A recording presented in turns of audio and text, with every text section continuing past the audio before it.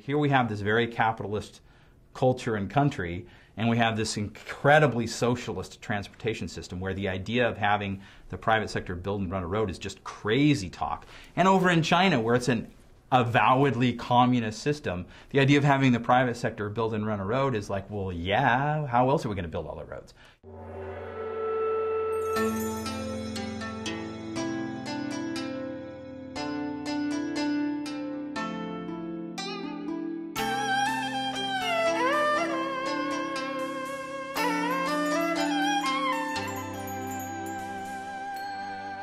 I'm Adrian Moore. I'm Vice President at Reason Foundation. I'm a transportation economist, and I do a lot of work on urban transportation systems and how to pay for transportation and how to make markets work in transportation.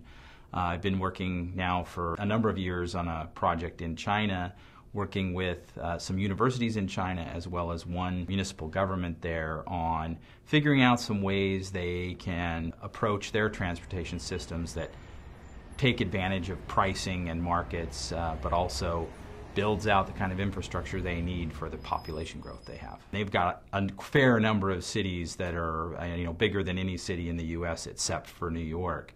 And you've got cities there where they're growing by 100,000 people a month, and they're growing by 10,000 cars a month. Just think about building that many parking spaces to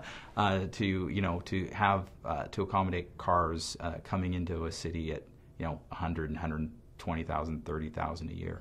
The car is transformative in China because it's such a new phenomenon. It's only in the last decade that the number of cars in these cities has really taken off, and that small business people can pool up enough money to buy one. The Chinese have put a lot of emphasis on building a lot of infrastructure. And in some ways that's been beneficial to them because it's growth that's driven largely by their human capital. It's their people moving to the cities, being entrepreneurial, in recent decades getting the freedom to pursue their entrepreneurial drives or to go to school as they've ramped up their higher education system. So the human capital has just exploded in China, and that's what's driven their growth. Recognizing that you need a lot of transportation to move the goods and services around for that kind of growth, they've built a lot of infrastructure. So, if the government's going to be responsible for infrastructure, you wouldn't want to short shrift that and hold back your economic growth. The bad side is, of course, that this is a highly authoritarian government, a highly authoritarian society. They've not held back from displacing millions of people in order to build this infrastructure. There's no property rights there, so they've done what they want when they want and how they want, which when it works, looks like an economic benefit because you're not counting the cost to all the people who are displaced or pushed aside. And when it doesn't work, or when you have problems of corruption, which still crop up not infrequently in China, there's a lot of resources that get siphoned off or wasted. I don't actually find rush hour in Chinese cities to be that radically different from rush hour in Chicago or Los Angeles. They're wide freeways, and they're wall-to-wall cars going half a car length at a time. What I experience on the 405 in LA is a lot of what I expect on the third ring road in Beijing whenever I go there. So stop and go congestion is the same no matter what the scenery is like in a sense. In China, the big difference is you see a lot of other people traveling by means other than cars still, which you don't see in the U.S. I mean, in the U.S., outside of New York, in cities like Chicago and San Francisco, you still got more than 80% of the people traveling by car. So yeah, you might see the train go by in Chicago or San Francisco or the BART line or whatever, but you don't see a lot of people walking, you don't see a lot of people biking. There's every city in China that you travel through by car, when you're stuck in traffic, you see, there's a lot of people walking, there's a lot of people biking, there's a lot of people on those buses and trains. They're full. They're not like the empty buses and trains you see in most U.S. cities.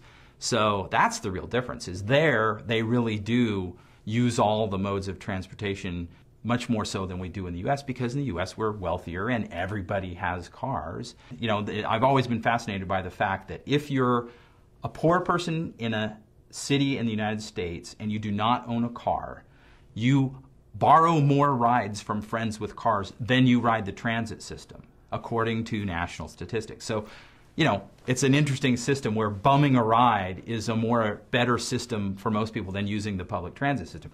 In China, it's nothing like that. It's a much more, so many people don't own cars. Cars are so new there.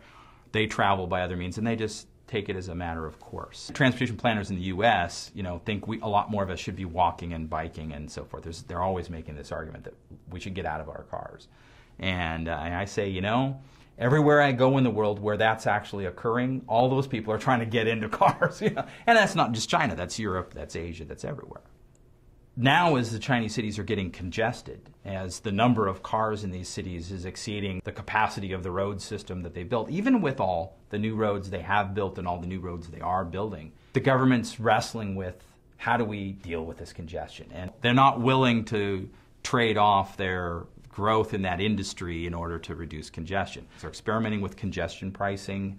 They're looking at how do they build better systems to manage their transportation networks, using a lot of new technology, adopting new technologies much faster than we do in the U.S. And they're more willing to keep building as they grow. In the U.S. we've almost stopped building urban transportation infrastructure, or at least automobile infrastructure, even though the number of automobiles and the distance people are driving and the number of people driving them keep going up.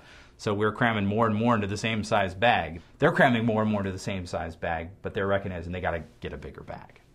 As they're building out their interstate highway system, which they're in the early stages of building that national interstate highway network, they are planning to make an awful lot of it toll roads, because that's the only way they can combine. They need that sort of revenue to build the things in the first place. And in the second place, if they don't have tolls on them, they'll just get congested. So they want to use pricing, scientifically in a sense, to figure out, if the price gets too high, we have to build more road.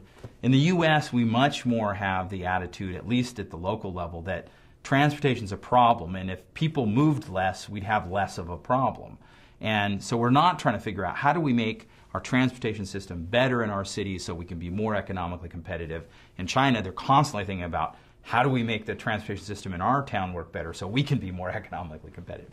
The idea that infrastructure is important to our economy and that infrastructure investments can have a positive effect on getting out of a recession makes sense. The question is, where does that come from and what drives it? Having the central government try to pump more, money distributed through political systems is not the right way to do it. If we, borrow a lot of money from the future to pay for building a lot of infrastructure now, that will help us get out of the recession, which I think is the wrong-headed way. Stimulus hasn't worked. It doesn't work. Borrowing just means that when we do get out of the recession, there'll be less money then to spend then because we've already borrowed it all. So it flattens out our climb out of the recession for the foreseeable future. It's a terrible way to approach things.